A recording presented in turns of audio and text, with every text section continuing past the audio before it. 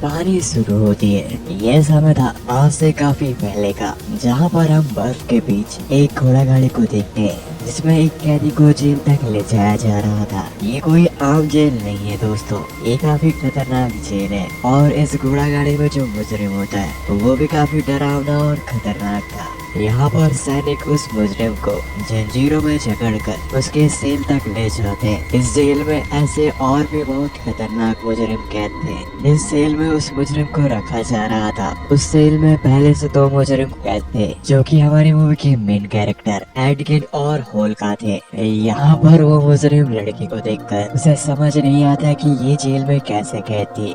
वो अब तक जिन भी जेलों पे गया है वहाँ उसे कोई भी लड़की दिखाई नहीं दी। यहाँ पर वो होल्का के साथ फ्लर्ट करने की कोशिश कर रहा था, जिस पर एडगिन उसे समझाने की कोशिश करता है कि होल्का ऐसी वैसी लड़की नहीं है, पर वो मुजरिम नहीं समझता, जिसकी वजह से होल्का उसके दोनों टांगे तोड़कर उसे वहाँ पे मार देती है। इसके बाद हम सारे कैदियों को बर्फ तोड़ते हुए देखते हैं। यहाँ पर एडगिन होल्का से कहता है कि कल हमारे केस की सुनवाई होगी और हम कल जरूर छूट जाएंगे जेल से, क्योंकि कल जोनाथन आने वाला है और जोनाथन हमारी मदद जरूर करेगा। अब हम अगले दिन काउंसिल पे देखते हैं, जहाँ काउंसिल के सामने एडगिन और होल्का थे। यहाँ पर इन लोगों का जुर्म होता है कि ये चोरी और हेरा फेरी किया करते थे। इन्हें यहाँ पर अपनी बात रखने का मौका दिया जाता है, पर एडगिन काउंसलरों के सामने पूछता है कि क्या जोनाथन नहीं आने वाला है, जिस पर एडगिन को काउंसलर बताते हैं कि जोनाथन किसी तूफान में फंस गए, इसलिए अभी तक नहीं आए। तुम अपनी कहानी हमें बता सकते हो। और अब यहाँ एडगिन अपनी कहानी सुनाता है। एडगिन कहता है कि आप यकीन नहीं करेंगे कि पहले मैं चोर नहीं था। सालों पहले मैं हार्पस हेक्सस का सदस्य बन चुका था। वो एक जासूसों का ग्रुप था जो कि गुलामी के खिलाफ लड़ता था। इसमें खतरा होने के बावजूद एडम की वाइफ जिया ने इस काम पर उसका साथ दिया। एडगिन घुसपैठियों पर नजर रखता था और लुटेरों और मुजरिमों को पकड़ाता था। एडगिन ने अपने साथियों के साथ मिलकर रेड विजल्स को उनके अंजाम तक पहुंचाया। रेड विजल्स काले जादू के अच्छे ज्ञाता होते हैं जो कि दूसरों को नुकसान पहुंचाते हैं। एडगिन काम खत्म करने के बाद अपने परिवार के साथ वक्त बिताया करता। एडगिन अपनी वाइफ और डॉटर के साथ काफी खुश था। यहाँ पर एडगिन बताता है कि आप अगर हार पाए तो यकीनन आपके दुश्मन जरूर होंगे और वो कभी न कभी बदला लेने जरूर आएंगे। जब एडगिन अपने फैमिली से दूर था तो रेड विसल के लोगों ने एडगिन की वाइफ पर हमला कर दिया अपने जहरीले खंजर से, जिसका कोई इलाज नहीं होता। पर यहाँ पर एडगिन की वाइफ ने अपनी बेटी को किसी तरह उन लोगों से बचा लिया था और यहाँ एडगिन की वाइफ मर जाती है। और अब एडगिन ने हार्पर की जो शपथ ली थी अपनी वाइफ को खोने के बाद उस शपथ को भी जला दिया। और फिर एडगिन को अपनी वाइफ को खोने के बाद अपनी बेटी को पालने में बहुत ज्यादा तकलीफें आ रही थी और एडगिन अपनी वाइफ के गम में नशे में चूर रहने लगा। और तभी एक दिन एडगिन को होल्का मिली। होल्का को एडगिन की डॉटर पर तरस आ गया। होल्का एडगिन की एक अच्छी दोस्त थी। होल्का भी अकेली थी, इसलिए वो एडगिन के साथ उसकी डॉटर की देखभाल करने के लिए रहने लगी। दरअसल होल्का को उसकी बिरादरी से अलग कर दिया गया था क्योंकि उसने अपनी बिरादरी के बाहर प्यार कर लिया था और एडगिन और होल्का भाई बहन जैसे रहने लगे। पर क्योंकि अब इनके पास खाने के लिए कुछ नहीं होता था तो इन्होंने अपने सच्चाई के पुतले को एक तरफ रखकर चोरी करने का फैसला किया और ये फिर चोरी करने लगे। एडगिन चोरी करने के साथ अपनी बेटी को भी साथ में ही रखता। होल्का ने उसे एक ऐसा पेंडेंट दिया होता है जिससे वो गायब हो जाती है। और अब एडमिन की बेटी कीरा धीरे धीरे बड़ी होते जा रही थी। एडमिन की टीम में सिर्फ कीरा ही नहीं बल्कि एक छोटा जादूगर जिसका नाम साइमन था और एक ठग फॉर्ज जो कि उनके इस काम में मदद किया करता था। एडमंड चोरी करने के साथ ये बात का जरूर ध्यान रखता कि किसी को चोट ना पहुंचे। वो ऐसी जगहों में चोरी करता था जो लोग बड़े और जिनके पास ज्यादा सोना हुआ करता था। और सब कुछ बदल गया जब इन लोगों की मुलाकात सोफीना नाम की एक जादूगरनी से हुई। वो कोरिन का खजाना चाहती थी और इसलिए वो एडकिन और उसके साथियों से मदद लेना चाहती थी। पर इसके लिए एडकिन पहले तो नहीं माना क्योंकि वो इतना नहीं गिर सकता था। और फोर्च ने उसे बताया कि कोरिन के खजाने में एक अनोखी चीज थी, टैबलेट ऑफ रीअवेकनिंग, जिससे मरे हुए इंसान को जिंदा किया जा सकता था, चाहे वो रेड विल के खंजर से ही क्यों न मरा हो। तो आप लोग समझ गए होंगे कि एडकिन इसे जिंदा करना चाहता था। उसने इस चोरी में अपनी बेटी को नहीं ले गया। उसने उससे वादा किया कि वो जरूर लौटेगा और उसे घर पर छोड़कर ये लोग उस किले तक चले गए जहाँ पर कोरिन का खजाना था। दरअसल उस जादूगरनी को एडकिन की जरूरत इसलिए थी क्योंकि उस जगह तक सिर्फ हापर ही पहुँच सकते थे। यहाँ पर एडकिन उस जगह तक पहुँच जाता है जहाँ वो देखता है कि वहाँ पर खजाना था, इसमें बहुत सी अनोखी चीजें थी और एडकिन को वो टैबलेट मिल जाती है। पर तभी यहाँ पर सिपाही इन पर हमला कर देते हैं और वो जादूगरनी उन सिपाहियों को मार रही थी और सोफीना ऐसा जादू करती है कि वहाँ पर सारे लोग जमने लगते हैं। इस जादू में होलिका भी फंस जाती है। पर यहाँ एडकिन किसी तरह वहाँ से निकलने की कोशिश कर रहा था। उसके हाथ में टैबलेट होती है पर एडकिन भी सोफीना के जादू में फंस जाता है और वो पूरी तरह से फंसने से पहले फोर्स की ओर टैबलेट फेंक के कहता है कि ये टैबलेट और तुम कीरा का ख्याल रखना। इतना कह के वो जादू में फंस जाता है। और अब कहानी आती है प्रेजेंट में जहाँ पर एडकिन ये सारी कहानी काउंसलर को बता रहा था। वो काउंसलर से कहता है कि मैंने जो काम किया है और एक बेटी को उसके बाप से जुदा किया है, इस काम के लिए तो मुझे और भी सजा मिलनी चाहिए। पर तभी अचानक वहाँ पर जोनाथन आ जाता है। जोनाथन एक ईगल था जिसे एडकिन देखकर काफी खुश होता है। तो वो उसके गले लग जाता है और होलिका से कहता है कि चलो शुरू करते हैं। होलिका वहाँ के सारे सिपाहियों को मारकर एडकिन और जोनाथन के साथ खिड़की से नीचे कूद जाती है। क्योंकि जोनाथन एक ईगल था तो ये काफी ऊंचाई से कूदते थे। अभी यहाँ पर ड्रैगन की शकल का एक काउंसलर कहता है कि हम तो तुम्हें छोड़ने वाले थे और जब तक ये लोग वहाँ से कूद गए होते हैं। अच्छा तो ये बात थी जोनाथन का इंतजार करने की।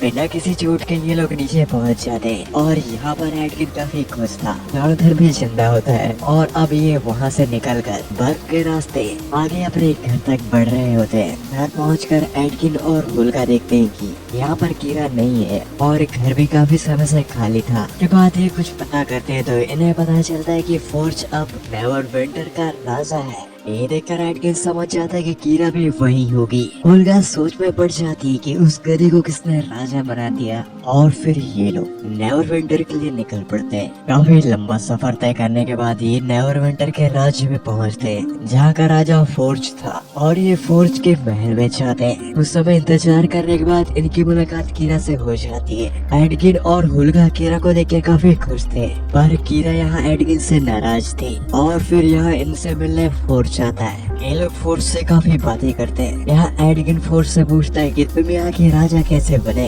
इसके बाद वो बताता है कि हमने जिस खजाने को लूटा था तो मैं उसे वापस तो नहीं करने वाला था, तो मैंने यहाँ के राजा को एक आंदोलन करके हरा दिया। इस पर मेरी मदद सोफीना ने भी की। ये वही जादूगरनी होती जिसने एडकिन और होलिका को फंसवाया था। एडकिन फोर्स से कहता है कि फोर्ज मुझे टैबलेट और कीरा चाहिए, इसके बाद हम यहाँ से निकल जाएंगे। ये सुनकर कीरा एडकिन से कहती है कि आप मुझे नहीं उस टैबलेट के लिए यहाँ आए हैं। दरअसल इन बीते सालों में जब एडकिन और होलिका जेल में बंद थी, कीरा को सच्चाई नहीं बताई कि वो किस लिए जेल गए। फोर्ज ने कीरा को बताया कि तुम्हारे पिता एडकिन ने तुम्हें इसलिए छोड़ा क्योंकि उसे दौलत चाहिए थी। यहाँ एडकिन कीरा को समझाने की कोशिश करता है कि मैं उस टैबलेट के जरिए तुम्हारी माँ को वापस लाना चाहता था। पर फोर्ज उससे कहता है कि अब तुम्हें झूठ नहीं बोलना चाहिए एडकिन। इस पर होलिका फोर्ज से कहती कि तू जानता था कि एडकिन ने तेरी बात क्यों मानी उस खजाने को चुराने के लिए, क्योंकि उसे उसकी पत्नी को जिंदा करना था। और एडकिन कीरा से कहता है कि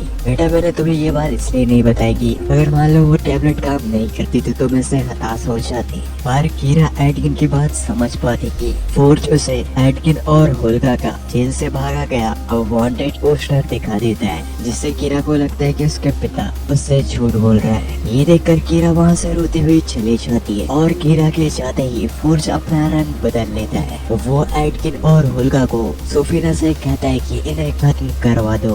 दरअसल होल्का और एडकिन को जानबूझ के फोर्ज ने फंसवाया था उस खजाने वाली जगह पर, और जब एडकिन और होल्का का सर कलम किया जा रहा था तो होल्का वहाँ पर उन सारे सिपाहियों को मारकर एडकिन के साथ वहाँ से निकल जाती है। एडकिन और होल्का वहाँ से जाते हुए ये सोच रहे होते हैं कि वो कीरा को कैसे छुड़ाए। इस बार एडकिन होल्का से कहता है कि हमें उसके किले में घुसना होगा, हमें फोर्स के किले में घुसकर कीरा को उसके कमरे से लाना होगा। इस काम को करने के लिए हमें एक टीम की जरूरत होगी क्योंकि वहाँ पर बहुत बड़ा पहरा है। और एडकिन फिर अपनी टीम की तलाश में निकल जाता है। वो सबसे पहले साइमन के पास जाता है। ये वही छोटा जादूगर है जो कि पहले इनके साथ काम किया करता था। साइमन यहाँ लोगों को जादू दिखा रहा होता है और वो पीछे से उनके पैसे और आभूषण वो अपने जादू से चुरा रहा था। यहाँ होल्का और एडकिन साइमन को लेके अपने साथ वहाँ से निकल जाते हैं। अपना सारा प्लान साइमन को बताता है कि किस तरह फोर्स अपने राज्य में आसान गेम खिलवाने वाला है। फोर्स के राज्य में और अलग अलग राजाएं आकर अपना खजाना उसके खजाने में रखवाएंगे ताकि वो उनसे बोली लगा सके। मौका मिलते ही हम किले में घुसकर खजाने में से टैबलेट और कीरा को किले से निकालकर वो यहाँ से निकल जाएंगे। पर यह सब इतना आसान नहीं होगा साइमन, क्योंकि वहाँ पर बहुत बड़ा पहरा होगा और साथ ही वो जादूगरनी सोफियाना अपने जादू से फोर्ज के खजाने को सुरक्षित रखेगी। तो हमें एक और साथी की जरूरत है साइमन। इस पर साइमन एडकिन को डॉरिक नाम की जादूगरनी के बारे में बताता है जो कि इसमें हमारी मदद कर सकती है। वो अपना रूप रंग किसी भी आकार में बदल सकती है। और फिर एडकिन, होल्कर और साइमन डॉरिक नाम के उस जादूगरनी से मिलने जाते हैं। यहाँ एडकिन उस लड़की डॉर्गिन से मिलता है। उससे कहता है कि हमें फोर्ज को खत्म करना है। डॉर्गिन भी यही चाहती है क्योंकि फोर्ज अपनी प्रजा पर बहुत ज्यादा ही जुल्म करता है और अब ये लोग मिलकर काम करेंगे। दूसरी ओर हम फोर्ज के महल में देखते हैं जहाँ पर हमें उस जादूगरनी को दिखाया जाता है जो कि किसी ब्लैक एंटिटी से बात कर रही होती है और सोफिना एक रेड विसल होती है। सोफिना ब्लैक एंटिटी का काम कर रही होती है। वो कहता है कि हमें इंसानों को खत्म करना है और ये जल्द ही होने वाला है। तभी वहाँ पर फोर्ज आकर अपने साथ सोफिना को चलने के लिए कहता है क्योंकि बाकी राज्यों के राजा आ चुके थे और वो ये देखना चाहते थे कि उनके खजाने को ये लोग किस तरह सुरक्षित रखेंगे। यहाँ सोफिना उन राजाओं को उस तिजोरी के बारे में बताती है जिसके अंदर इनका खजाना रहेगा।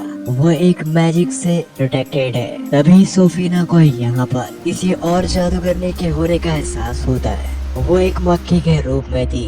ये वही जादूगरनी डोरिक होती है जो कि एडकिन के साथ काम कर रही है। डोरिक वहाँ से भाग रही थी। वो कभी मक्खी में बदलती तो कभी कभी चूहे में। वो अलग अलग जानवरों का रूप लेते हुए आखिर में किसी तरह वहाँ से बच निकल जाती है। और उसके बाद डोरिक अपनी टीम को बताती है कि सोफिना एक रेड विसल है। ये जानकर एडकिन थोड़ा डर जाता है क्योंकि उसकी बेटी वहाँ पर है। और डोरिक ये भी बताती है कि उस तिजोरी में एक अलग सा जादू लगा है जिसका नाम मॉडर्न डेरिक है। ये नाम सुनकर साइमन कहता है कि अगर ये जादू लगा तो हम उस तिजोरी के अंदर नहीं घुस पाएंगे।